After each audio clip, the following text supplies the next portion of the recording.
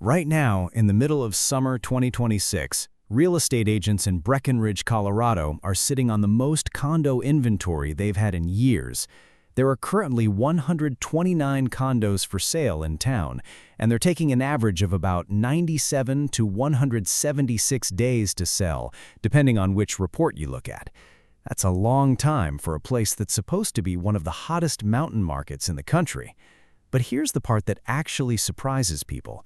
Even when Breckenridge is completely sold out, every hotel room booked, every parking lot full during ski season, most of the town's homes still aren't being lived in. According to industry data from earlier this year, about 68% of all housing in Breckenridge is classified as a second home or a vacation rental, not a primary residence, a place somebody visits a few weeks a year. So today, I want to actually explain what's going on here, in plain terms. Why does a town this popular have so much housing that just sits there? Who owns it? And what does the town's own government think about it? Let's start with the confusing part, because this trips a lot of people up. When you hear empty condos, you probably picture something like an abandoned building. That's not what's happening in Breckenridge. The homes aren't abandoned, they're owned. They're just not occupied full-time. Back in 2020, the Census Bureau measured Breckenridge's housing vacancy rate at close to 59%, one of the highest of any urbanized area in the entire country, right up there with beach towns like Ocean City, New Jersey. Except Breckenridge isn't seasonal in the same way a beach town is. It's a ski town. So its empty season isn't winter, it's spring and fall, the stretches between ski season and summer tourist season. And that pattern hasn't gone away in 2026. If anything, the numbers have gotten a little more extreme. Newer market research this year puts second home and vacation rental ownership at around 68% of the town's housing stock. So more than 2 out of every 3 homes in Breckenridge belong to someone who doesn't live there year-round. That's the setup. Now let's look at how that actually plays out month to month. Here's a number that really shows the swing. Short-term rental occupancy in Breckenridge hits about 89% in February during peak ski season. By May, that same occupancy rate drops to around 23%. Same town, same buildings, just no snow and no tourists yet. The town actually regulates this directly. Breckenridge splits itself into 4 short-term rental licensing zones, and each zone has a hard cap on how many rental licenses can be active at once. If you buy a condo in a zone that's already full, you don't automatically get to rent it out short-term. You go on a wait list, and there currently are wait lists in a couple of the residential zones. On top of that, plenty of condo buildings have their own HOA rules banning short-term rentals altogether, and the town's deed-restricted workforce housing is completely off-limits to investors by law. Meanwhile, the town's own affordable housing projects have run into a version of this same problem. At one workforce housing development, Vista Verde 2, the town's manager confirmed a dozen units sat vacant after opening, even though they were built specifically to house local workers. The building required tenants to work at least 30 hours a week in Summit County, and the developer eventually had to loosen that rule just to get people to move in. Town officials said part of the issue was simple. Even the affordable units weren't affordable enough for some applicants. So you've got 2 different kinds of empty condos in this town. The second homes that sit quiet most of the year by design, and the workforce housing that sits empty because of price, even when it's built to solve exactly that problem. Let's talk money, because this is where 2026 has actually shifted a bit from prior years. As of this spring, the median home price across Breckenridge was sitting around $1.3 million, with average sale prices closer to $1.74 million. Condos specifically saw their median price jump 37.6% year over year earlier this year, hitting about $1.17 million. But at the same time, the number of condo units actually sold dropped by almost 42%.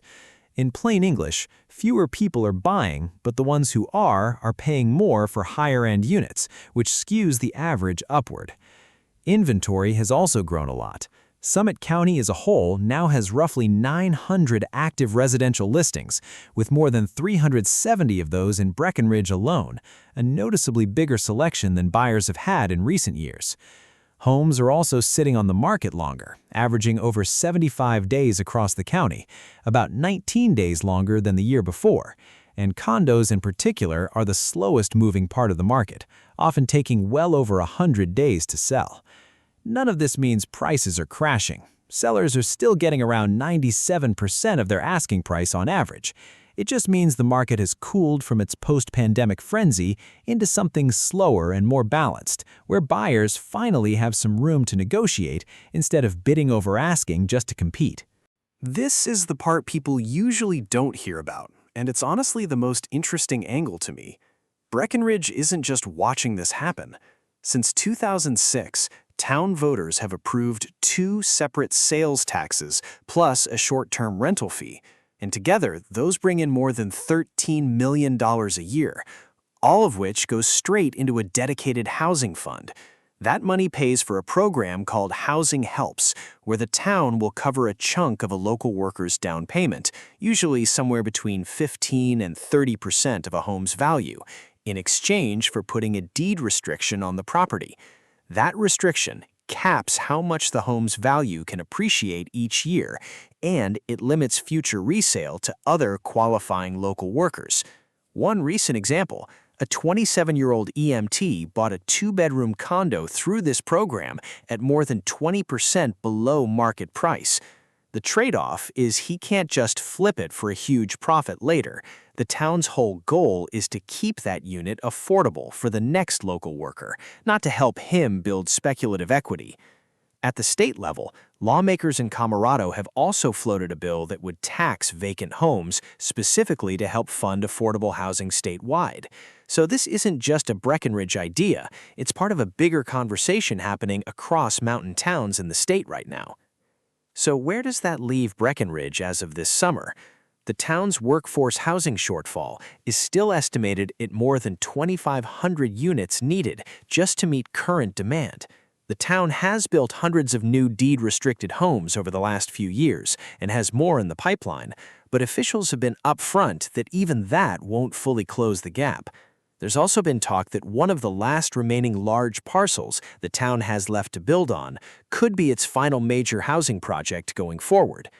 Put it all together, and you get a town where roughly 2/3 of the housing exists mainly to sit empty part of the year, not because it's unwanted, but because it's owned by people who use it like a vacation home or a rental investment rather than a place to actually live.